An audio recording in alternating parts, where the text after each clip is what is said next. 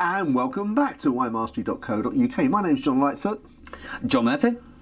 I didn't say it existed. I know you usually introduced me. I just thought there was a break there, so I thought it was. Well, I didn't want to leave you with that kind of silence. No, it's getting a little bit awkward. I thought you might have forgotten what your line was. I mean, we've been through this so many times, John. Yeah. We're here to help you find the wine. If not the wines you will absolutely love. I remember that bit. Yeah, you did well. Sorry about that, folks. You delivered well as well. Oh, thank you. I commend you, sir. Thank you. So here we are in our Zinfandel episode. This is part 3. We've tasted 2 very, very, very nice Zinfandels. We have, yes, yeah. Very nice indeed. Not been disappointed with one. Let's hope this third one is not going to disappoint. I'm not quite sure where I got this one from, but hopefully I will find out and put it in the description below. This one is a year older. Yeah, there were 2013 vintage for this, I believe. Yeah, we're filming this in early 2018, so So there's a fair bit of aging on there. That's a fair whack. It is. So should we get to try? Yes, let's. Thank you. Yeah, more than welcome, sir. More than welcome. So. Okay, so very, very similar kind of a colour to number 2. It's still keeping that dark kind of garnety colour for me.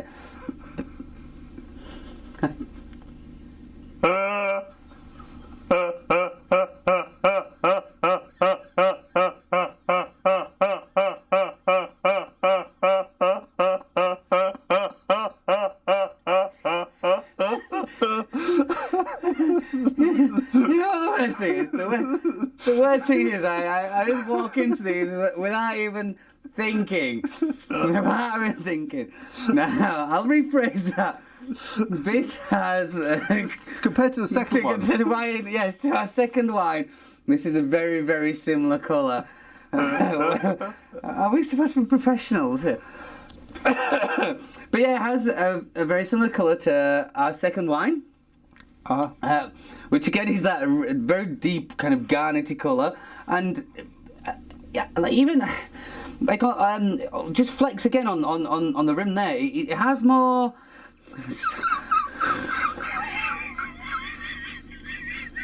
I love how he loves this.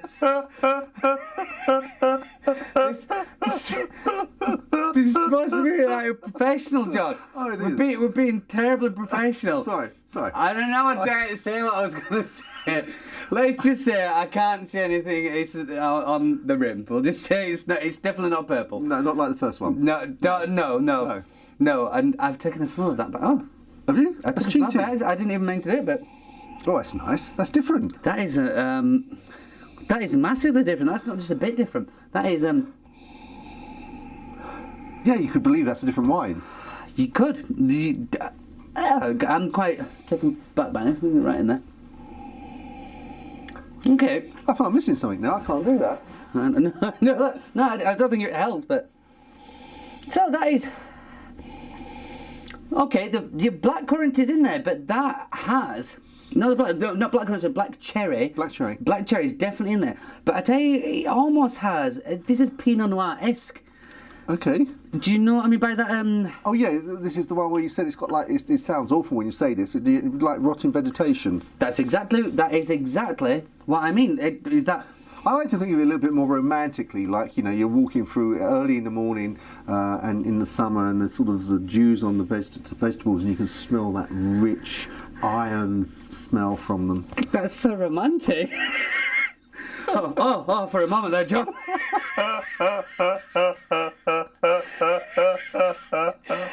Yeah, we'll go with that, Jill. Yeah, we'll go with that. But that is so. It has that Pinot Noir style about it, definitely. I just do not know what to make of that just yet. We'll get it all together before we make that decision. But it's very interesting. It does make you want to have a gulp. Yeah. And without having that cliche, that reminds me of a little bit like rubber. You know, when you have a little smell and you get that black cherry, that kind of rotting vegetables, as horrible as that sounds, it has a rubber about there, and I think like a lot of people when they first smell or taste red wine, and I've heard it many times, oh, it smells like rubber, it tastes like rubber. That is what I would associate with that rubber.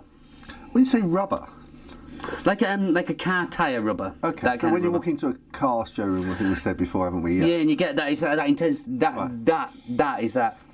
Not for me, but No, no, I can't. No, well, don't worry.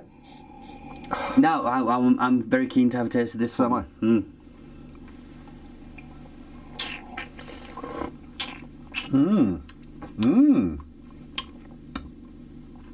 Now that did not disappoint. That was a three-stager. 1, 2, 3. Three different tastes. I think it's probably more, even more so. I know, I understand exactly what you're saying. I think it's even got more than that. Yeah. It's like got so much going on in there, so much. There is that initial, that black cherry which you spoke about, that kind of, it's difficult to describe, isn't it? It is. Because it's difficult to describe because you get one and then it's pulled away and then another flavour comes and that's pulled away and then that, and it's all going on. So when you're trying to think of the first one, all of a sudden the second one, your attention turns to that. That is a very interesting, and I use the word interesting in a very nice way, a very interesting wine. Because there is, even talking, even though I'm feeling the breath come out of my mouth, that affects its flavour. I'm almost, I don't know where to go with that. Really? Only because it is. So much to go at. So complex. Yeah. Okay, let's have a real go then. Okay. So you've definitely got the black cherry. It's probably one of the predominant flavour, the one that hits me first. Then, like we had a juiciness with number one, there's a juiciness there. It makes your mouth water a little bit. Tannins are high.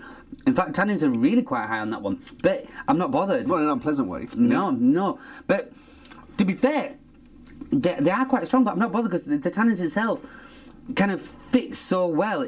I wouldn't. I was going to say, I think if you're a beginner wine taster like me, John's referring to the tannins, and whenever anyone says, "Oh, the tannins are really high," I always think that's horrible. It's going to taste horrible because I associate high tannins with a horrible taste. But the thing is, the taste is so powerful, you don't actually notice it. John is noticing because of experience, but I'm not. There's loads of taste there, and I don't really notice the tannins. No, and I have to come back to that cliche jamminess. Yeah, because it is. I know immediately when it's jammy because I'm doing it now. I'm licking my lips because I'm thinking.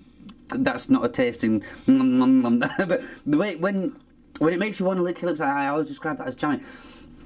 Tell me that is, and I've just said it before, but that is a very, very interesting wine. That is one that I would say I wouldn't necessarily say that would be my favourite wine or the wine I would go for, but in terms of interest for me personally, the winemaker has done a lot with that. He's got a lot going on, and for me, that's a challenge. For me, that's something I want to sit down with, take that bottle, and it sounds sad and geeky, but I'd like to take a lot of tasting notes, work out how, after my first glass, once the alcohol kind of takes a little bit of a kick, see how much it would change then as that kind of tones down on my taste buds. It's a very, very interesting wine. Very interesting wine. It's a very nice wine. Very nice wine. I think it's also one of those wines that you would actually, I don't know, would you say that you'd get more pleasure from drinking this with someone and discussing it than you would just drinking it on your own? I'm quite selfish in that I would love to drink that on my own, but I wouldn't want to deny a friend who is into wine. I wouldn't want to deny them that, and I would happily sit down and pull that to pieces in a nice way. So you're saying, analyse. If you were drinking with a friend, you'd want 2 bottles. Definitely. And we could sit, and that's where that geekiness comes in, or that little bit of. We could wax lyrical about that over dinner for quite a long time. Yeah, it's lovely. It is very, very nice. Well, I mean, I think so. Now's the difficult bit actually in terms of scoring, because you've hit your pinnacle of scoring already in part 1. I have. Yep. And the question is, drum roll, are you going to exceed that for this one?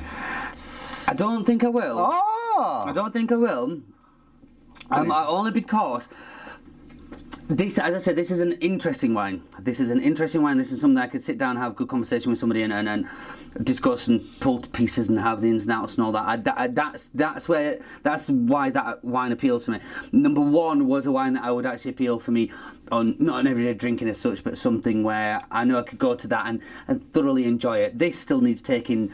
Still needs analysing. I still need to know, I still need to pull that to pieces and find out exactly.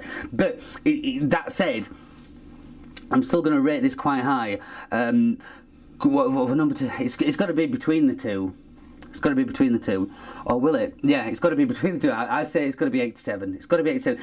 In terms of, But in between the two will be 87.5. 87.5 is what I'm going for. But in terms of that, if you're going for a Cabernet Sauvignon, you know what you're expecting, and you know what a good Cabernet Sauvignon is, you know what a bad Cabernet Sauvignon is. Just as an example, as a Zinfandel, that for me is just super interesting. I know what a Zinfandel tastes like, but that is very interesting. It tickles me fancy, so to speak. In that respect, it's just a very interesting wine. Excellent. Well, I think I'm not sure quite where. I must find out where I purchased it. Yeah, but I'm going to go for. I think this is in a different way. Again, it's very interesting. It's no worse to me than the others. So I'm scoring them all actually 85. All three. So yeah, this is excellent. I really enjoyed that.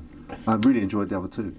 I tell you what, this Zinfandel, these episodes have been fantastic. Yeah, really nice. Good. Really good. Well, let's try and find some others that are actually. I think obviously when they're presumably, I'm saying presumably when they are fuller, there is more to taste. So yeah, well, you got more. There's more layers, isn't there? Yeah. Well, our next episode in wine is going to be something that's completely other end of the scale, of course, the Gamay grape. Yeah, we're going. Yeah.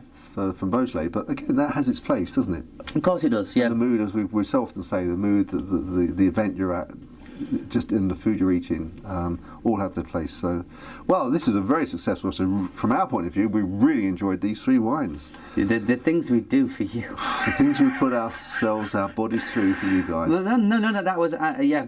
I think that must have been one of my favourite lot of episodes. That one. Yeah, it ranks at the top of me for me as well. Excellent. Well, thank you guys. We'll see you in the next episode. Look forward to it very much. This year for us has kicked off with a very good episode. Indeed, it has. And we'll see you in the next one. Chin chin. Chin chin.